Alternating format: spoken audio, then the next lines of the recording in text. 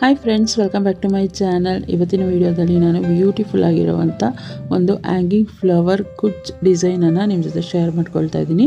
So video start ಮಾಡೋಕ್ಕೂ ಮೊದಲು ಹೊಸದಾಗಿ ನನ್ನ ಚಾನಲ್ನ ನೋಡ್ತಾ ಇದ್ದರೆ ಪ್ಲೀಸ್ ನನ್ನ ಚಾನಲ್ನ ಸಬ್ಸ್ಕ್ರೈಬ್ ಮಾಡ್ಕೊಂಡು ನನಗೆ ಸಪೋರ್ಟ್ ಮಾಡಿ. ವಿಡಿಯೋ ಇಷ್ಟ ಆದರೆ ಲೈಕ್ ಕಮೆಂಟ್ ಮಾಡೋದನ್ನು ಮರಿಬೇಡಿ.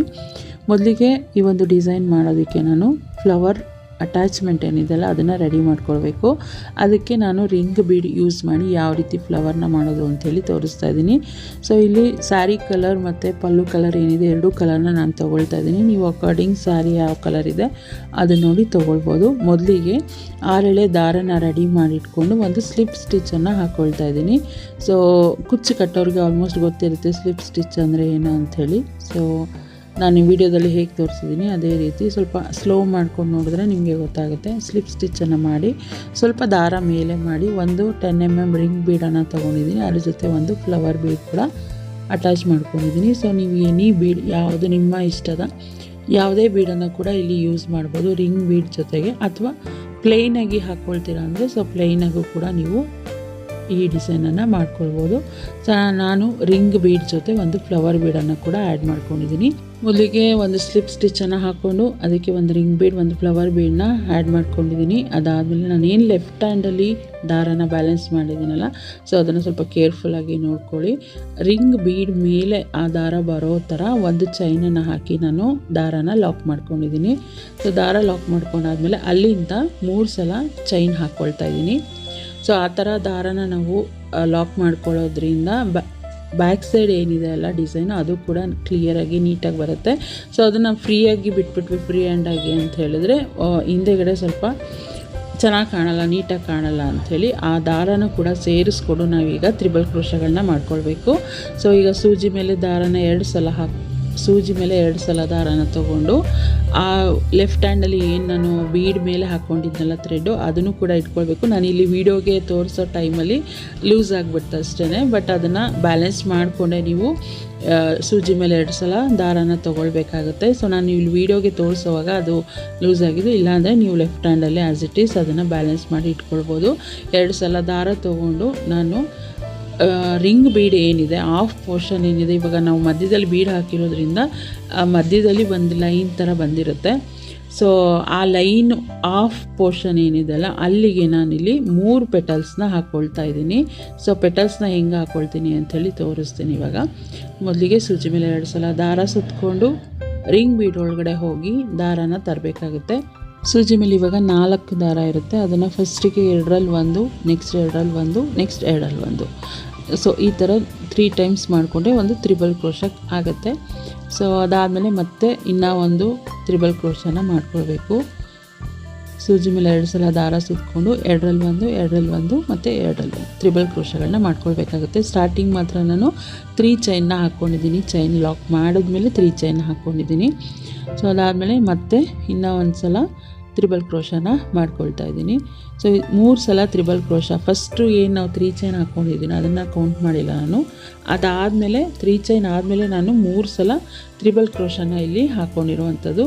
3 ಸಲ ತ್ರಿಬಲ್ ಕ್ರೋಶ ಹಾಕಿದ್ಮೇಲೆ ಮತ್ತೆ 3 ಚೈನನ್ನು ಹಾಕಿ ಹಾಗೆ ರಿಂಗ್ ಬೀಡಿಗೆ ಒಂದು ಚೈನ್ ಹಾಕ್ಕೊಂಡು ಅಥವಾ ಲಾಕ್ ಮಾಡ್ಕೊಳ್ತಾ ಇದ್ದೀನಿ. ಸೊ ಒಂದು ಸಿಂಗಲ್ ಕ್ರೋಶ ಹಾಕಿ ಲಾಕ್ ಮಾಡ್ಕೊಳ್ತಾ ಇದ್ದೀನಿ. 3 ಚೈನ್ ಹಾಕಿ ಬೀಡ್ಗೆ ನಾನು ಸಿಂಗಲ್ ಕ್ರೋಶದಿಂದ ಲಾಕ್ ಮಾಡ್ಕೊಳ್ತಾ ಇದ್ದೀನಿ. ಸೊ ಇದಿಷ್ಟು ಮಾಡಿದ್ರೆ ಒಂದು ಪೆಟಲ್ ಕಂಪ್ಲೀಟ್ ಆಗುತ್ತೆ. ಸೊ ಇದಿಷ್ಟು ಮಾಡೋ ಪ್ರೋಸೆಸ್ಸಲ್ಲಿ ನಾವು ಲೆಫ್ಟ್ ಹ್ಯಾಂಡಲ್ಲಿ ಏನು ಥ್ರೆಡ್ ತೊಗೊಂಡಿದ್ದೀವಲ್ವ ಅದು ಹಾಗೆ ನಮ್ಮ ಲೆಫ್ಟ್ ಹ್ಯಾಂಡಲ್ಲೇ ಅದು ಬ್ಯಾಲೆನ್ಸ್ ಆಗಿರಬೇಕು. ಜೊತೆಗೆ ತ್ರಿಬಲ್ ಕ್ರೋಶ ಒಳಗಡೆ ನಾವು ಏನು ಮಾಡ್ತೀವಿ ಅದರೊಳಗಡೆ ಆ ಥ್ರೆಡ್ಡು ಹೋಗ್ತಾ ಇರುತ್ತೆ. ಸೊ ನೆಕ್ಸ್ಟು ಪೆಟಲ್ ಮಾಡೋದಕ್ಕೆ ನಾನು 3 ಚೈನನ್ನು ಹಾಕ್ಕೊಂಡಿದ್ದೀನಿ. ಫಸ್ಟಿಗೆ 3 ಚೈನ್ ಹಾಕಿ ಅದಾದಮೇಲೆ ಮತ್ತೆ ತ್ರಿಬಲ್ ಕ್ರೋಶಗಳನ್ನ ಮಾಡ್ಕೊಳ್ತೀನಿ. ಸೂಜಿ ಮೇಲೆ 2 ಸಲ ದಾರ ಸುತ್ತಕೊಂಡು ಬೀಡ್ ಒಳಗಡೆ ಹೋಗಿ ದಾರ ತಂದು 2ರಲ್ಲಿ 1, 2ರಲ್ಲಿ 1 ಮತ್ತು 2ರಲ್ಲಿ 1. ಸೊ ಈ ರೀತಿ ಮತ್ತೆ 3 ತ್ರಿಬಲ್ ಕ್ರೋಶಗಳನ್ನ ಮಾಡ್ಕೊಳ್ತೀನಿ. ಸೊ ಇದು ಬಂದ್ಬಿಟ್ಟು 2ನೇ ಪೆಟಲ್ ಆಗಿರುತ್ತೆ. ಸೊ ಈ ಒಂದು ಬೀಡಿಗೆ ಟೋಟಲ್ 6 ಪೆಟಲ್ಸ್ನ ಹಾಕ್ಕೊಳ್ಬೋದು, ಅಥವಾ ನೀವು ಇನ್ನು ತ್ರಿಬಲ್ ಕ್ರೋಶಾ ಕೌಂಟಿಂಗ್ಸ್ನ ಜಾಸ್ತಿ ಮಾಡಿಕೊಂಡು 5 ಪೆಟಲ್ಸ್ ಕೂಡ ಹಾಕ್ಕೊಳ್ಬೋದು. ಬಟ್ ಇಲ್ಲಿ ನಾನು ಮಧ್ಯದಲ್ಲಿ ಬೀಡ್ ಯೂಸ್ ಮಾಡ್ತಾ ಇರೋದ್ರಿಂದ ಹಾಫ್ ಪೋರ್ಷನ್ಗೆ 3 ಪೆಟಲ್ಸ್, ಇನ್ನು ಹಾಫ್ ಪೋರ್ಷನ್ಗೆ 3 ಪೆಟಲ್ಸ್ ಅಂತೇಳಿ ನಾನು ಡಿವೈಡ್ ಮಾಡ್ಕೊಂಡಿದ್ದೀನಿ. ಸಪೋಸ್ ನೀವೇನಾದರೂ ಮಧ್ಯದಲ್ಲಿ ಬೀಡ್ ಹಾಕಿಲ್ಲ ಹಾಗೆ ಪ್ಲೇನ್ ಫ್ಲವರ್ನ ಮಾಡ್ತೀರಾ ಅಂತ ಹೇಳಿದ್ರೆ ಸೊ ನೀವು ತ್ರಿಬಲ್ ಕ್ರೋಶಾ ಕೌಂಟಿಂಗ್ಸ್ನ ಜಾಸ್ತಿ ಮಾಡಿಕೊಂಡು 5 ಪೆಟಲ್ ಕೂಡ ಕ್ರಿಯೇಟ್ ಮಾಡ್ಬೋದು, ಅಥವಾ ತ್ರಿಬಲ್ ಕ್ರೋಶಾ ಕಮ್ಮಿ ಮಾಡಿಕೊಂಡು ಇನ್ನು 7 ಪೆಟಲ್ಸ್ ಕೂಡ ಕ್ರಿಯೇಟ್ ಮಾಡ್ಕೊಳ್ಬೋದು. ನೋಡ್ಬೋದು. ಮತ್ತು 3 ಟೈಮ್ಸ್ ತ್ರಿಬಲ್ ಕ್ರೋಶಾನ ಹಾಕ್ಕೊಂಡು ನಾನು ಮತ್ತೆ 3 ಚೈನ್ ಹಾಕಿ ಡೈರೆಕ್ಟಾಗಿ ನಾನು ಬೀಡಿಗೆ ಲಾಕ್ ಮಾಡ್ಕೊಳ್ತೀನಿ. ಸೊ ಅಲ್ಲಿಂದ ನಾನೀಗ 3ನೇ ಪೆಟಲ್ನ ಸ್ಟಾರ್ಟ್ ಮಾಡ್ತಾಯಿದ್ದೀನಿ. ಮೊದಲಿಗೆ 3 ಸಲ ಚೈನ್ ಹಾಕ್ಕೊಂಡು 3 ಟೈಮ್ಸ್ ಚೈನ್ ಮತ್ತು ಸೂಜಿ ಮೇಲೆ 2 ಸಲ ದಾರ, 2 ಸಲ 1, 2 ಸಲ 1, 2 ಸಲ 1 ತ್ರಿಬಲ್ ಕ್ರೋಶಾ ಮಾಡ್ಕೊಳ್ತಾ ಇದ್ದೀನಿ. ಸೊ ಇದಿಷ್ಟು ಮಾಡೋ ಪ್ರೋಸೆಸ್ಸಲ್ಲಿ ಎಲ್ಲೂ ಕೂಡ ನಾವು ದಾರನ ಲೂಸಾಗಿ ಬಿಡಬಾರ್ದು. ಲೂಸಾಗಿ ಬಿಟ್ಟರೆ ಪೆಟಲ್ ಕೂಡ ನೀಟಾಗಿ ಬರೋದಿಲ್ಲ. ಜೊತೆಗೆ ತುಂಬ ಟೈಟ್ ಕೂಡ ಮಾಡಬಾರ್ದು. ತುಂಬ ಟೈಟ್ ಮಾಡಿದ್ರೂ ಕೂಡ ಪೆಟಲ್ ಬೆಂಡ್ ಆಗೋ ಚಾನ್ಸಸ್ ಇರುತ್ತೆ. ಸೊ ದಾರಾನ ತುಂಬ ಟೈಟು ಮಾಡ್ಕೊಳ್ಳದೆ, ದಾರಾನ ತುಂಬ ಲೂಸು ಬಿಡದೇ ಈ ರೀತಿ ಪೆಟಲ್ಸ್ನ ನಾವು ಹಾಕ್ಕೊಳ್ತಾ ಹೋಗಬೇಕಾಗತ್ತೆ. ಸೊ 3 ಸಲ ತ್ರಿಬಲ್ ಕ್ರೋಶಾ ಆಗಿದೆ. ತ್ರಿಬಲ್ ಕ್ರೋಶಾ ಆದಮೇಲೆ 3 ಚೈನ್ ಹಾಕ್ಕೊಳ್ತೀನಿ. 3 ಚೈನ್ ಹಾಕಿ ಬೀಡಿಗೆ ನಾನು ಲಾಕ್ ಮಾಡ್ಕೊಳ್ತಾ ಇದ್ದೀನಿ.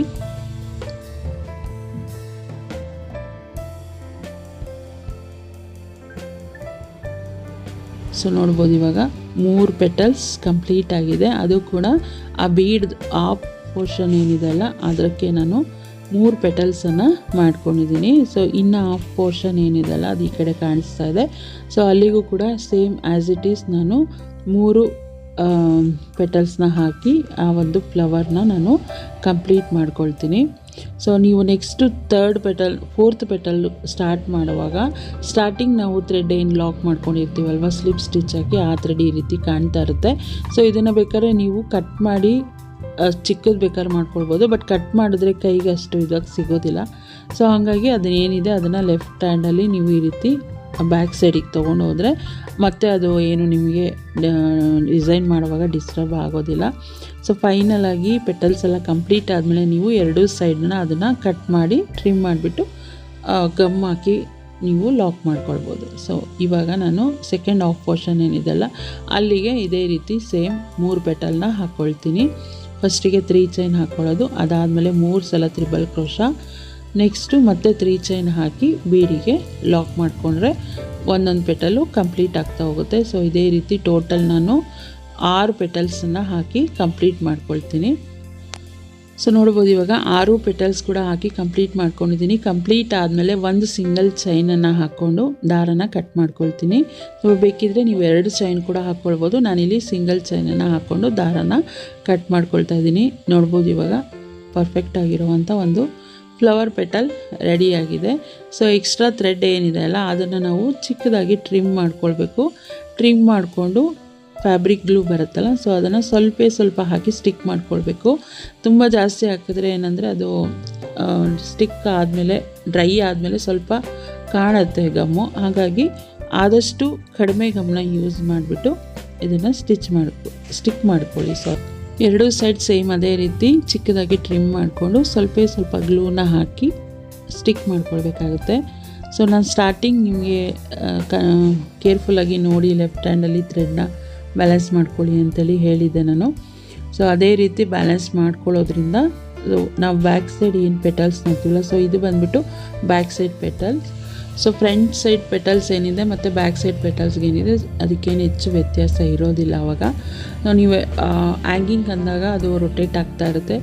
ಬ್ಯಾಕ್ ಸೈಡ್ ಏನಾದರೂ ಅದು ಎಕ್ಸ್ಟ್ರಾ ಥ್ರೆಡ್ ಬಂತು ಅಂತ ಹೇಳಿದ್ರೆ ಸೊ ಅಷ್ಟು ಚೆನ್ನಾಗಿ ಕಾಣೋದಿಲ್ಲ, ನೀಟಾಗಿ ಫಿನಿಶಿಂಗ್ ಬರೋದಿಲ್ಲ ಅಂಥೇಳಿ ಈ ರೀತಿಯಾಗಿ ಸ್ಟಾರ್ಟಿಂಗ್ ಮಾಡುವಾಗ ಲೆಫ್ಟ್ ಹ್ಯಾಂಡಲ್ಲಿ ರಿಂಗ್ ಮೇಲೆ ಆ ದಾರನ ಬ್ಯಾಲೆನ್ಸ್ ಮಾಡ್ಕೊಳ್ತಾ ನಾವೇನು ತ್ರಿಬಲ್ ಕ್ರೋಶಗಳನ್ನ ಹಾಕ್ಕೊಳ್ತೀವಿ ಅದರೊಳಗಡೆ ಅದನ್ನು ಸ್ಟಿಚ್ ಮಾಡ್ಕೊಳ್ತಾ ಬಂದರೆ ಸೊ 2 ಸೈಡ್ ಪೆಟಲ್ ನಿಮಗೆ ನೋಡೋದಕ್ಕೆ ಚೆನ್ನಾಗಿ ಕಾಣುತ್ತೆ ಅಂಥೇಳಿ ನಾನು ಅದನ್ನು ಕೇರ್ಫುಲ್ಲಾಗಿ ನೋಡಿ ಅಂತ ಹೇಳಿದ್ದು. ಸೊ ಫೈನಲಿ ಪೆಟಲ್ ರೆಡಿಯಾಗಿದೆ ಇವಾಗ. ಸೊ ಇದೇ ರೀತಿ ಎಲ್ಲ ಪೆಟಲ್ಸನ್ನು ನಾನು ರೆಡಿ ಮಾಡಿ ಇಟ್ಕೊಂಡಿದ್ದೀನಿ. ಸೊ ಪೆಟಲ್ಸ್ ಕೌಂಟಿಂಗ್ ಬಂದುಬಿಟ್ಟು ನೀವು ಎಷ್ಟು ಹತ್ರ ಹಾಕ್ತೀರಾ, ಎಷ್ಟು ಗ್ಯಾಪ್ ಕೊಟ್ಟು ಹಾಕ್ತೀರಾ ಅಥವಾ ದೂರ ಹಾಕ್ತೀರಾ ಅದ್ರ ಮೇಲೆ ಡಿಪೆಂಡ್ ಆಗುತ್ತೆ. ಸೊ ನಾನು ಸ್ವಲ್ಪ ನಿಯರೆಸ್ಟೇ ಹಾಕಿರೋದ್ರಿಂದ ನನಗೆ ಆಲ್ಮೋಸ್ಟ್ 26 ಪೆಟಲ್ಸ್ ಏನೋ ಬೇಕಾಯಿತು, ಕರೆಕ್ಟಾಗಿ 26 ಪೆಟಲ್ಸ್ ಬೇಕಾಯಿತು. ಇನ್ನು ಸ್ವಲ್ಪ ದೂರ ಹಾಕ್ತೀರಾ ಅಂತ ಹೇಳಿದ್ರೆ 22ಇಂದ 23, 24 ಆ ಥರನೂ ಹಾಕ್ಬೋದು, ಅಥವಾ ಇನ್ನೂ ಹತ್ರ ಬೇಕು ಅಂದರೆ 30 ಪೆಟಲ್ಸ್ ಕೂಡ ಬೇಕಾಗುತ್ತೆ. ಸೊ ಕೌಂಟ್ ಮಾಡಿ ನೀವು ಮಾಡಿ ಇಟ್ಕೊಳ್ಳಿ, ರೆಡಿ ಮಾಡಿ ಇಟ್ಕೊಳ್ಳಿ. ಇದಿಷ್ಟು ಆದಮೇಲೆ ಅದನ್ನು ಸ್ಯಾರಿಗೆ ಬೇಸ್ ಲೈನನ್ನು ಹಾಕ್ಕೊಳ್ತಾ ಇದ್ದೀನಿ. ಪೆಟಲ್ಸ್ ಏನಿದೆ ಅದನ್ನು ಅಟ್ಯಾಚ್ ಮಾಡೋದಕ್ಕೆ ಸ್ಯಾರಿಗೆ ಬೇಸ್ ಲೈನನ್ನು ಹಾಕ್ಕೊಳ್ತಾ ಇದ್ದೀನಿ. ಸ್ಟಾರ್ಟಿಂಗ್ ನಾನು ಸ್ಯಾರಿಗೆ ಥ್ರೆಡನ್ನು ಲಾಕ್ ಮಾಡಿ ಇಟ್ಕೊಂಡಿದ್ದೀನಿ. ಇದಕ್ಕೆ ನಾನು ಕಾಂಟ್ರಾಸ್ಟ್ ಕಲರನ್ನು ತೊಗೊಂಡಿದ್ದೀನಿ. ಪಲ್ಲು ಕಲರ್ ಏನಿದೆ ಅದನ್ನು ತೊಗೊಂಡಿಲ್ಲ, ಸ್ಯಾರಿ ಕಲರ್ ಏನಿದೆ ಅದನ್ನು ಕಾಂಟ್ರಾಸ್ಟ್ ತೊಗೊಂಡು ಲಾಕ್ ಮಾಡಿ ಇಟ್ಕೊಂಡಿದ್ದೀನಿ. ಬೇಸ್ ಲೈನ್ಗೆ ಏನು ದಾರ ತೊಗೊಂಡಿದ್ದೀನಿ ಅದಕ್ಕೆ ಈ ರೀತಿ ಸ್ಮಾಲ್ ಸೈಡ್ ಬೀಡನ್ನು ಕೂಡ ನಾನು ಆ್ಯಡ್ ಮಾಡ್ಕೊಂಡಿದ್ದೀನಿ. ಅದಾದಮೇಲೆ ಸ್ಯಾರಿಗೆ ಲಾಕ್ ಮಾಡಿಕೊಂಡು ಅಲ್ಲಿಂದ 2 ಚೈನನ್ನು ಹಾಕ್ಕೊಳ್ತೀನಿ. ಸೊ ಆ 2 ಚೈನ್ ಏನು ಹಾಕಿದ್ನಲ್ಲ ಅದನ್ನು ಒಂದು ಡಬಲ್ ಕ್ರೋಶಾ ಅಂತೇಳಿ ಇಲ್ಲಿ ಕನ್ಸಿಡರ್ ಮಾಡಬೇಕು. ಒಂದು ಡಬಲ್ ಕ್ರೋಶಾ ಆದಮೇಲೆ ಒಂದು ಬೀಡನ್ನು ಮುಂದಕ್ಕೆ ತೊಗೊಂಡಿದ್ದೀನಿ. ಬೀಡ್ ತೊಗೊಂಡ್ಮೇಲೆ ಸೂಜಿ ಮೇಲೆ ಒಂದು ಸಲ ದಾರ, ನಾನು ಏನು ಸ್ಟಾರ್ಟಿಂಗ್ ಲಾಕ್ ಮಾಡಿದ್ದೀನೋ ಅದ್ರ ಪಕ್ಕದಲ್ಲೇ ಹೋಗಿ ದಾರ ತೊಗೊಂಡು ಬಂದು ಬೀಡನ್ನು ಈ ರೀತಿ ಮುಂದೆ ತೊಗೊಳ್ಬೇಕಾಗುತ್ತೆ. ಸೊ ಮುಂದಕ್ಕೆ ತೊಗೊಂಡು ಎರಡರಲ್ಲಿ ಒಂದು ಡಬಲ್ ಕ್ರೋಶಾನ ಮಾಡ್ಕೊಳ್ಬೇಕಾಗುತ್ತೆ ಒಂದು ಬೀಡ್ಗೆ. ಸೊ ಒಂದು ಬೀಡ್ ಇಲ್ಲದೆ ಡಬಲ್ ಕ್ರೋಶಾ, ಅದಾದಮೇಲೆ ಬೀಡ್ ಸೇರಿಸಿ ಒಂದು ಡಬಲ್ ಕ್ರೋಶಾ ಮಾಡಿಕೊಂಡು ಒಂದು ಸಿಂಗಲ್ ಚೈನನ್ನು ಹಾಕ್ಕೊಂಡಿದ್ದೀನಿ. ಸಿಂಗಲ್ ಚೈನ್ ಹಾಕಿ ಅದಾದಮೇಲೆ ಸೂಜಿ ಮೇಲೆ ಒಂದು ಸಲ ದಾರ ಸುತ್ತಕೊಂಡು ಆ ಸಿಂಗಲ್ ಚೈನ್ ಏನು ಹಾಕಿದ್ದೀವಲ್ಲ ಆ ಒಂದು ಗ್ಯಾಪ್ನ ಬಿಟ್ಬಿಟ್ಟು ನಾವು ಸಿಂಗಲ್ ಚೈನ್ ಗ್ಯಾಪ್ನ ಬಿಟ್ಟು ಸೊ ನೆಕ್ಸ್ಟು ಪಾಯಿಂಟ್ ಏನು ಬರುತ್ತಲ್ಲ ಆ ಪಾಯಿಂಟಿಗೆ ಹೋಗಿ ದಾರ ತೊಗೊಂಡು ಬಂದು ಎರಡರಲ್ಲಿ ಒಂದು ಡಬಲ್ ಕ್ರೋಶಾನ ಮಾಡ್ಕೊಳ್ಬೇಕು. ಸ್ಟಾರ್ಟಿಂಗ್ ನಾನು 3 ಚೈನ್ ಹಾಕಿದ್ದೆ, ಅದನ್ನು ಡಬಲ್ ಕ್ರೋಶಾ ಅಂತ ಕನ್ಸಿಡರ್ ಮಾಡಿದೆ. ನೆಕ್ಸ್ಟ್ ಎಲ್ಲ ಇನ್ನು ಡಬಲ್ ಕ್ರೋಶಗಳನ್ನ ಮಾಡ್ಕೊಂಡು ಹೋಗಬೇಕಾಗುತ್ತೆ. ಒಂದು ಡಬಲ್ ಕ್ರೋಶಾ ಆದಮೇಲೆ ಒಂದು ಬೀಡನ್ನು ನಾನಿಲ್ಲಿ ಮುಂದಕ್ಕೆ ತೊಗೊಳ್ತಾ ಇದ್ದೀನಿ. ಸೊ ಒಂದು ಬೀಡನ್ನ ತೊಗೊಂಡು ಮತ್ತೆ ಸೂಜಿ ಮೇಲೆ ಒಂದು ಸಲ ದಾರ ಸುತ್ತಕೊಂಡು ನಾನೇನು ಡಬಲ್ ಕ್ರೋಶಾ ಮಾಡಿದ್ದೀನೋ ಅದ್ರ ಪಕ್ಕದಲ್ಲೇ ಹೋಗಿ ದಾರ ತೊಗೊಂಡು ಬಂದು ಬೀಡನ್ನ ಮುಂದೆ ಮಾಡ್ಕೊಳ್ಬೇಕು. ಮಾಡಿಕೊಂಡು 2 ಸಲ ಒಂದು ಡಬಲ್ ಕ್ರೋಶಾನ ಮಾಡ್ಕೊಳ್ಬೇಕಾಗುತ್ತೆ. ಸೊ ಬೀಡ್ ಹಾಕಿ ಡಬಲ್ ಕ್ರೋಶಾ ಮಾಡಿದ್ಮೇಲೆ ಒಂದು ಸಿಂಗಲ್ ಚೈನನ್ನು ಹಾಕ್ಕೊಂಡಿದ್ದೀನಿ. ಮತ್ತು ಸೂಜಿ ಮೇಲೆ ಒಂದು ಸಲ ದಾರ, ಆ ಒಂದು ಚೈನ್ ಪಾಯಿಂಟ್ ಏನಿದೆ ಅಲ್ಲ ಆ ಒಂದು ಪಾಯಿಂಟನ್ನು ಬಿಟ್ಟು ನೆಕ್ಸ್ಟಿಗೆ ಹೋಗಿ ದಾರ ತೊಗೊಂಡು ಬಂದು ಎರಡರಲ್ಲಿ ಒಂದು ಈ ರೀತಿ ಡಬಲ್ ಕ್ರೋಶಾನ ಮಾಡ್ಕೊಳ್ಬೇಕು. ಒಂದು ಡಬಲ್ ಕ್ರೋಶಾ, ಒಂದು ವಿತೌಟ್ ಬೀಡ್ ಡಬಲ್ ಕ್ರೋಶಾ, ಒಂದು ವಿತ್ ಬೀಡ್ ಡಬಲ್ ಕ್ರೋಶಾ. ಪಕ್ಕದಲ್ಲೇ ಹೋಗಿ ದಾರ ತೊಗೊಂಡು ಬಂದು ಬೀಡನ್ನು ಮುಂದೆ ಮಾಡ್ಕೊಳ್ತಾ ಇದ್ದೀನಿ. ಮತ್ತು ಎರಡರಲ್ಲಿ ಒಂದು ಸೊ 2 ಸಲ ಡಬಲ್ ಕ್ರೋಶಾ ಆದಮೇಲೆ ಒಂದು ಚೈನ್, ಮತ್ತು ಆ ಚೈನ್ ಗ್ಯಾಪ್ ಏನಿದೆ ಅಲ್ಲ ಆ ಒಂದು ಸ್ಪೇಸನ್ನು ಬಿಟ್ಬಿಟ್ಟು ಸೀರೆಗೆ ಲಾಕ್ ಒಂದು ಡಬಲ್ ಕ್ರೋಶಾ ಮಾಡ್ಕೊಳ್ಬೇಕು. ಸೇಮ್ ಇದೇ ರೀತಿ ಬೇಸ್ ಲೈನ್ ಪೂರ್ತಿಯಾಗಿರುತ್ತೆ. ಸೊ ಬೇಸ್ ಲೈನ್ ಕೂಡ ಇದೇ ರೀತಿ ಹಾಕಬೇಕು ಅಂತ ಏನಿಲ್ಲ, ನಿಮಗೆ ಕಂಫರ್ಟೇಬಲ್ ಅಥವಾ ಕೆಲವರಿಗೆ ಬೀಡ್ ಇಷ್ಟ ಆಗಲ್ಲ ಸೊ ಅವ್ರು ವಿತೌಟ್ ಬೀಡ್ ಕೂಡ ಬೇಸ್ ಲೈನನ್ನು ಹಾಕ್ಕೊಳ್ಬೋದು. ಇದೇ ಥರ ಬೇಸ್ ಲೈನ್ ಹಾಕಬೇಕು ಆ ಥರ ಏನಿಲ್ಲ, ಬಟ್ ನಾನಿಲ್ಲಿ ಯೂಸ್ ಮಾಡಿರೋದು ವಿತ್ ಬೀಡ್. ಯಾಕೆಂದರೆ ಸ್ಯಾರಿನಲ್ಲೂ ಬುಟ್ಟ ಇರೋದ್ರಿಂದ ಬೀಡ್ ಹಾಕಿದ್ರೆ ಸ್ವಲ್ಪ ಹೈಲೈಟಾಗಿ ಕಾಣುತ್ತೆ ಅಂತ ಹೇಳ್ಬಿಟ್ಟು ನಾನು ಬೀಡನ್ನು ಯೂಸ್ ಮಾಡಿರುವಂಥದ್ದು. ಸೇಮ್ ಇದೇ ರೀತಿ ಪೂರ್ತಿಯಾಗಿ ಬೇಸ್ ಲೈನನ್ನು ನಾನು ಕಂಪ್ಲೀಟ್ ಮಾಡ್ಕೊಳ್ತೀನಿ. ಬೇಸ್ ಲೈನ್ ಆದಮೇಲೆ ನಾನು ಯಾವ ರೀತಿ ಫ್ಲವರ್ ಬೀಡ್ ಅಟ್ಯಾಚ್ಮೆಂಟ್ ಏನು ಮಾಡ್ಕೊಂಡಿದ್ವಿ ಅದನ್ನು ಸ್ಯಾರಿಗೆ ಹೇಗೆ ಅಟ್ಯಾಚ್ ಮಾಡೋದು ಅಂಥೇಳಿ ತೋರಿಸ್ತಾ ಇದ್ದೀನಿ. ಅದಕ್ಕೆ ಒಂದು ಸ್ಮಾಲ್ ನೀಡಲ್ನ ತೊಗೊಂಡಿದ್ದೀನಿ. ಅದಕ್ಕೆ ಸೇಮ್ ನಾನು ಬೇಸ್ ಏನು ಕಲರ್ ಹಾಕಿದ್ನ ಅದೇ ಕಲರ್ ಥ್ರೆಡನ್ನು 4 ಎಳೆ ದಾರದಲ್ಲಿ ನಾನು ಪೋಣಿಸಿಟ್ಕೊಂಡಿದ್ದೀನಿ. ಅಂದರೆ 2 ಎಳೆ ದಾರ ಪೋಣಿಸಿ ಗಂಟು ಹಾಕಿಟ್ಕೊಂಡಿದ್ದೀನಿ. ಅದಾದಮೇಲೆ ನಾವು ಅಟ್ಯಾಚ್ಮೆಂಟ್ನ ಎಷ್ಟು ಗ್ಯಾಪ್ ಕೊಟ್ಟು ಮಾಡ್ಕೊಳ್ಬೇಕು ಅಂಥೇಳಿ ಮೊದಲೇ ಪ್ಲ್ಯಾನ್ ಮಾಡ್ಕೊಳ್ಬೇಕಾಗುತ್ತೆ. ಇಲ್ಲ ಅಂತಂದರೆ ಅದು ಫಸ್ಟಲ್ಲಿ ನೀಟಾಗಿ ಬರೋದಿಲ್ಲ. ಸೊ ಇಲ್ಲಿ ನಾನು 7 ಬೀಡಿಗೆ ಒಂದು ಅಟ್ಯಾಚ್ಮೆಂಟನ್ನು ಇಲ್ಲಿ ಹಾಕ್ಕೊಂಡಿರೋವಂಥದ್ದು. 7 or 9 ಆ ಥರ ನೀವು ಡಿವೈಡ್ ಮಾಡಿ ಹಾಕ್ಕೊಳ್ಬೇಕು. ಸೊ ಸ್ಯಾರಿಗೆ ಎಷ್ಟು ಬೀಡ್ ಬಂದಿರುತ್ತೆ ಬೇಸಲ್ಲಿ ಅದ್ರ ಮೇಲೆ ಡಿವೈಡ್ ಮಾಡಿ ಹಾಕ್ಕೊಳ್ಬೇಕು. ಮೊದಲಿಗೆ ನೀಡಲ್ಲ ನಾನು ಬ್ಯಾಕ್ ಸೈಡಿಂದ ಪಾಸ್ ಮಾಡ್ಕೊಂಡಿದ್ದೀನಿ. ಪಾಸ್ ಮಾಡಿಕೊಂಡು ದಾರದಲ್ಲೇ ಒಂದು ಗಂಟನ್ನು ಹಾಕ್ಕೊಂಡಿದ್ದೀನಿ. ಮತ್ತು ಇನ್ನೂ ಒಂದು ಎಕ್ಸ್ಟ್ರಾ ಗಂಟು ಕೂಡ ಹಾಕ್ಕೊಳ್ತಾ ಇದ್ದೀನಿ. ಸೊ ಸೆಕ್ಯೂರ್ ಆಗಿರಲಿ ಅಂತೇಳ್ಬಿಟ್ಟು, ಯಾವುದೇ ರೀತಿ ಬಿದ್ದೋಗೋ ಚಾನ್ಸ್ ಇಲ್ಲ, ಬಟ್ ಆದರೂ ಸೆಕ್ಯೂರ್ ಆಗಿರಲಿ ಅಂತ 2 ನಾಟನ್ನು ಹಾಕ್ಕೊಳ್ತಾ ಇದ್ದೀನಿ. ನಾಟ್ನ ಹಾಕ್ಕೊಂಡಾದ್ಮೇಲೆ ಈ ರೀತಿ ಒಂದು ಬೀಡನ್ನು ಕೂಡ ನಾನು ಆ್ಯಡ್ ಮಾಡ್ಕೊಳ್ತಾ ಇದ್ದೀನಿ, ಮೀಡಿಯಮ್ ಸೈಜ್ ಬೀಡನ್ನು. ಸೊ ಇದು ಕೂಡ ಆಪ್ಷನಲ್, ನಿಮ್ಗೆ ಯಾವ ಥರ ಬೀಡ್ ಬೇಕೋ ಆ ಥರ ನೀವು ಹಾಕ್ಕೊಳ್ಬೋದು. ರೌಂಡ್ ಬೀಡ್ ಅಥವಾ ಫ್ಲವರ್ ಬೀಡ್ ಯಾವ್ದು ಬೇಕಾದರೂ ನೀವು ಯೂಸ್ ಮಾಡ್ಬೋದು. ಇಲ್ಲಿ ನಾನು ರೌಂಡ್ ಬೀಡನ್ನೇ ಹಾಕ್ಕೊಳ್ತಾ ಇದ್ದೀನಿ.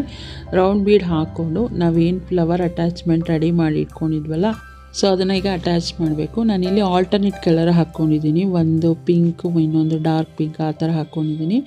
ನೀವು ಬೇಕಿದ್ರೆ ಟೂ ಕಲರ್ಸ್ ಕೂಡ ಹಾಕ್ಕೊಳ್ಬೋದು ಅಥವಾ ಒಂದು ಸಿಂಗಲ್ ಕಲರ್ ಕೂಡ ಮಾಡ್ಕೊಳ್ಬೋದು, ಫುಲ್ ಆಪ್ಷನ್ ನಿಮಗೆ ಇರುತ್ತೆ. ಸೊ ನಾನಿಲ್ಲಿ ಆಲ್ಟರ್ನೇಟ್ ಕಲರ್ನ ಯೂಸ್ ಮಾಡಿರುವಂಥದ್ದು. ಸೊ ಪೆಟಲ್ ಅಟ್ಯಾಚ್ಮೆಂಟ್ ಮಾಡೋದಕ್ಕೆ ನಾನಿಲ್ಲಿ ಪೆಟಲ್ ಫ್ರಂಟ್ ಪಾರ್ಟ್ ಏನಿದೆ ಅದನ್ನು ನಾನು ಮೇಲೆ ಇಟ್ಕೊಂಡಿದ್ದೀನಿ. ಈಗ ನೀಡಲ್ನ ನಾನು ಫ್ರಂಟ್ ಪಾರ್ಟಿಂದ ಬ್ಯಾಕ್ ಪಾರ್ಟಿಗೆ ಪಾಸ್ ಮಾಡ್ಕೊಳ್ತೀನಿ. ವಿಡಿಯೋದಲ್ಲಿ ತೋರಿಸ್ತಿರೋ ಥರ ಫ್ರಂಟಿಂದ ನಾನು ಬ್ಯಾಕಿಗೆ ನೀಡಲ್ನ ಪಾಸ್ ಮಾಡ್ಕೊಳ್ತಾ ಇದ್ದೀನಿ. ಜೊತೆಗೆ ಆ ಒಂದು ಬೀಡ್ ಏನಿದೆ ಅಲ್ಲ, ಸೊ ನಾವು ಫಸ್ಟ್ ಸ್ಟಾರ್ಟಿಂಗ್ ಬೀಡ್ ಏನು ಹಾಕಿದ್ವಲ್ಲ, ಸೊ ಅದರಿಂದ ಕೂಡ ನಾನು ಆ ಥ್ರೆಡನ್ನು ಪಾಸ್ ಮಾಡ್ಕೊಳ್ತೀನಿ. ಒಂದು ರೌಂಡಾಗಿ ಬರುತ್ತೆ, ಒಂದು ರಿಂಗ್ ಟೈಪಲ್ಲಿ ಅದು ಪಾಸಾಗಿ ಬರುತ್ತೆ.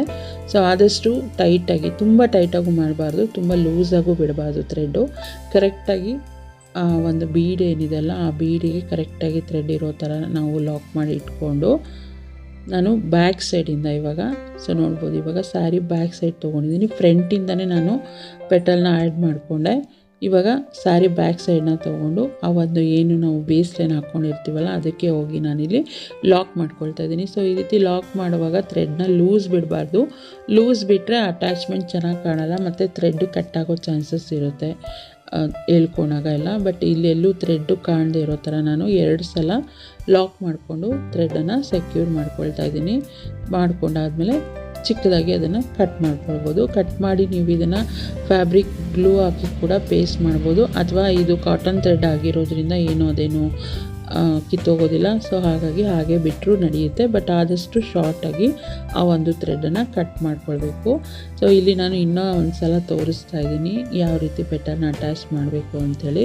ಸೊ ನಾನು ಸ್ಟಾರ್ಟಿಂಗ್ 7 ಬೀಡ್ಸನ್ನು ಬಿಟ್ಟು ಹಾಕ್ಕೊಂಡಿದ್ನಲ್ವ, ಸೊ ಅದೇ ರೀತಿ ನಾನು ಬೀಡ್ಸ್ನ ಕೌಂಟ್ ಮಾಡಿಕೊಂಡು ಈ ರೀತಿ ಬ್ಯಾಕ್ ಸೈಡಿಂದ ನೀಡಲ್ನ ಪಾಸ್ ಮಾಡ್ಕೊಳ್ತಾ ಇದ್ದೀನಿ. ನಾನೇನು ಬೇಸ್ ಲೈನ್ ಹಾಕ್ಕೊಂಡಿದ್ದೀನಲ್ಲ ಅದಕ್ಕೆ ಬ್ಯಾಕ್ ಸೈಡಿಂದ ನೀಡಲ್ನ ಪಾಸ್ ಮಾಡಿಕೊಂಡು ಲಾಕ್ ಮಾಡ್ಕೊಳ್ಳುವಾಗ ಆ ಥ್ರೆಡ್ ಏನು ನಾವು ಎರಡೆಳೆ ಮಾಡ್ಕೊಂಡಿರ್ತೀವಲ್ವ ಅದರೊಳಗಡೆ ಒಂದು ಸಲ ಲಾಕ್ ಮಾಡ್ಕೊಳ್ಬೇಕಾಗುತ್ತೆ. ಇಲ್ಲಾಂದರೆ ಅದು ಓಪನ್ ಆಗಿ ಬಂದ್ಬಿಡುತ್ತೆ. ಯಾಕೆಂದರೆ ನಾವು ಒಂದು ಥ್ರೆಡ್ಡಿಗೆ ಹಾಕಿರೋದ್ರಿಂದ ಅದು ಸಣ್ಣದಾಗಿ ನಾಟ್ ಹಾಕಿರ್ತೀವಿ, ಅದು ಈಚೆ ಬರೋ ಚಾನ್ಸಸ್ ಇರುತ್ತೆ ಅಂತ ನಾನು ಆ ರೀತಿ 2 ಥ್ರೆಡನ್ನು ಡಿವೈಡ್ ಮಾಡಿ ಅದನ್ನು ಲಾಕ್ ಮಾಡ್ಕೊಂಡಿದ್ದೀನಿ. ಅದಾದಮೇಲೆ ಇನ್ನೂ ಒಂದು ಸಲ ನಾನು ಸೇಮ್ ಥ್ರೆಡ್ಡಿಗೆ ಲಾಕ್ ಮಾಡ್ಕೊಂಡಿದ್ದೀನಿ. ಲಾಕ್ ಮಾಡ್ಕೊಂಡಾದಮೇಲೆ ಒಂದು ಸ್ಮಾಲ್ ಮೀಡಿಯಮ್ ಬೀಡನ್ನು ಹಾಕ್ಕೊಂಡಿದ್ದೀನಿ, ಮೀಡಿಯಮ್ ರೌಂಡ್ ಬೀಡನ್ನು ಹಾಕ್ಕೊಂಡಿದ್ದೀನಿ. ಇದು ಕೂಡ ಆಪ್ಷನಲ್, ನಿಮ್ಗೆ ಯಾವ ಥರ ಬೀಡ್ ಬೇಕು ಅದನ್ನು ಹಾಕ್ಕೊಳ್ಬೋದು. ನೆಕ್ಸ್ಟ್ ಬಂದುಬಿಟ್ಟು ಸೊ ಅಟ್ಯಾಚ್ಮೆಂಟು ಫ್ರಂಟ್ ಪಾರ್ಟನ್ನು ನಾನು ಇಟ್ಕೊಂಡಿದ್ದೀನಿ ಇಲ್ಲಿ.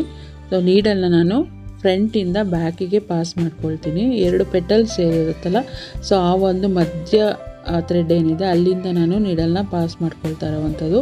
ಫ್ರಂಟಿಂದ ಬ್ಯಾಗಿಗೆ ನೀಡಲ್ನ ಪಾಸ್ ಮಾಡಿಕೊಂಡು ನಾವು ಸ್ಟಾರ್ಟಿಂಗ್ ಏನು ಬೀಡ್ ಹಾಕ್ಕೊಂಡಿರ್ತೀವಲ್ವ ಆ ಬೀಡಿಂದ ಕೂಡ ನಾನು ನೀಡಲ್ನ ಪಾಸ್ ಮಾಡ್ಕೊಳ್ತೀನಿ. ಪಾಸ್ ಮಾಡಿಕೊಂಡು ಆ ಥ್ರೆಡನ್ನು ನೀಟಾಗಿ ನಾವು ಎಳೆದಿಟ್ಕೊಳ್ಬೇಕಾಗುತ್ತೆ. ಇಲ್ಲ ಅಂತ ಹೇಳಿದ್ರೆ ಥ್ರೆಡ್ ಲೂಸ್ ಆಯಿತು ಅಂದರೆ ಅಟ್ಯಾಚ್ಮೆಂಟ್ ಲೂಸ್ ಆಗುತ್ತೆ, ಜೊತೆಗೆ ದಾರ ಕಟ್ಟಾಗೋ ಚಾನ್ಸಸ್ ಇರುತ್ತೆ. ನೀಟಾಗಿ ಥ್ರೆಡ್ನ ಪಾಸ್ ಮಾಡಿಕೊಂಡು ಅಂದರೆ ಎಳೆದಿಟ್ಕೊಂಡು ಲೆಫ್ಟ್ ಸೈಡಲ್ಲಿ ಬ್ಯಾಲೆನ್ಸ್ ಮಾಡ್ಕೊಳ್ತಾ ಸ್ಯಾರಿ ಬ್ಯಾಕ್ ಸೈಡಿಗೆ ಟರ್ನ್ ಮಾಡ್ಕೊಂಡಿದ್ದೀನಿ. ಇವಾಗ ಬ್ಯಾಕ್ ಸೈಡಿಂದ ನಾನು ಲಾಕ್ನ ಮಾಡ್ಕೊಳ್ತಾ ಇದ್ದೀನಿ, ಲಾಕ್ ಸ್ಟಿಚ್ನ ಮಾಡ್ಕೊಳ್ತಾ ಇದ್ದೀನಿ. ಸೊ ಸ್ಟಾರ್ಟಿಂಗ್ 2 ಸಲ ಲಾಕ್ ಸ್ಟಿಚ್ ಮಾಡಿಕೊಂಡು ಇನ್ನೂ ಒಂದು ಸಲ ಬೇಕಾದ್ರೆ ಲಾಕ್ ಮಾಡ್ಕೊಳ್ಬೋದು, ಅಥವಾ ಒಂದೇ ಸಲ ಲಾಕ್ ಕೂಡ ನೀವು ಮಾಡ್ಕೊಳ್ಬೋದು. ನಾನಿಲ್ಲಿ ಸೆಕ್ಯೂರ್ ಆಗಿರಲಿ ಅಂತ 2 ಟೈಮ್ಸಲ್ಲಿ ಲಾಕ್ ಮಾಡ್ಕೊಳ್ತಾ ಇದ್ದೀನಿ. 2 ಟೈಮ್ಸ್ ಲಾಕ್ ಮಾಡಿಕೊಂಡು ಚಿಕ್ಕದಾಗಿ ಥ್ರೆಡನ್ನು ಕಟ್ ಮಾಡಿ ಬೇಕಿದ್ರೆ ಫ್ಯಾಬ್ರಿಕ್ ಗ್ಲೂಯಿಂದ ಕೂಡ ಸ್ಟಿಕ್ ಮಾಡ್ಕೊಳ್ಬೋದು, ಅಥವಾ ಕಾಟನ್ ಥ್ರೆಡ್, ನಾನು ಮೊದಲೇ ಹೇಳಿದಾಗೆ ಕಾಟನ್ ಥ್ರೆಡ್ ಏನೋ ಆ ಥರ ಸ್ಟಿಚ್ ಅಷ್ಟು ಈಸಿಯಾಗಿ ಓಪನ್ ಆಗೋದಿಲ್ಲ, ತುಂಬ ಗ್ಲೂ ಥರ ಆಗುತ್ತೆ ಅಂತ ಹೇಳಿದ್ರೆ ಹಾಗೆ ಕೂಡ ನಾವು ಬಿಡ್ಬೋದು. ಸೊ ಈ ರೀತಿಯಾಗಿ ಎಲ್ಲ ಅಟ್ಯಾಚ್ಮೆಂಟನ್ನು ಕೂಡ ನಾನು ಸ್ಯಾರಿಗೆ ಸ್ಟಿಚ್ ಮಾಡ್ಕೊಳ್ತೀನಿ. ಡಿಸೈನ್ ಕಂಪ್ಲೀಟ್ ಆದಮೇಲೆ ಈ ರೀತಿಯಾಗಿ ಕಾಣ್ತಾ ಇದೆ. ಸೊ ಹೇಗೆ ಬಂದಿದೆ ಡಿಸೈನ್ ಅಂಥೇಳಿ ನನಗೆ ಕಮೆಂಟ್ ಮಾಡಿ ತಿಳಿಸೋದನ್ನು ಮರಿಬೇಡಿ. ನೀವು ಕೂಡ ಏನಾದ್ರು ಟ್ರೈ ಮಾಡಿದರೆ ಖಂಡಿತ ನನಗೆ ಕಮೆಂಟ್ ಮಾಡಿ ಹೇಗೆ ಬಂದಿತ್ತು ಅಂತ. ಇದಕ್ಕೆ ಪ್ರೈಸ್ ಹೇಳ್ಬೋದು ಅಂತ ಹೇಳಿದ್ರೆ 600 to 800 ಅರೌಂಡ್ ಚಾರ್ಜ್ ಮಾಡ್ಬೋದು. ಹೋಪ್ ಈ ಒಂದು ಡಿಸೈನ್ ನಿಮಗೆ ಇಷ್ಟ ಆಗಿದೆ ಅಂತ ಅಂದ್ಕೊಂಡಿದ್ದೀನಿ. ಇಷ್ಟ ಆದರೆ ಪ್ಲೀಸ್ ಲೈಕ್ ಕಮೆಂಟ್ ಮಾಡೋದನ್ನು ಮರಿಬೇಡಿ. ಚಾನಲ್ಗೆ ಹೊಸಬ್ರಾದರೆ ಇನ್ನೂ ಕೂಡ ನನ್ನ ಚಾನಲ್ನ ಸಬ್ಸ್ಕ್ರೈಬ್ ಮಾಡ್ಕೊಳ್ಳದೆ ನೋಡ್ತಾ ಇದ್ದರೆ ಪ್ಲೀಸ್ ನನ್ನ ಚಾನಲ್ನ ಸಬ್ಸ್ಕ್ರೈಬ್ ಮಾಡ್ಕೊಂಡು ನನಗೆ ಸಪೋರ್ಟ್ ಮಾಡಿ. ಸಿಗ್ತೀನಿ ನೆಕ್ಸ್ಟ್ ವಿಡಿಯೋದಲ್ಲಿ. ಅಲ್ಲಿವರೆಗೂ ಥ್ಯಾಂಕ್ಸ್ ಫಾರ್ ವಾಚಿಂಗ್.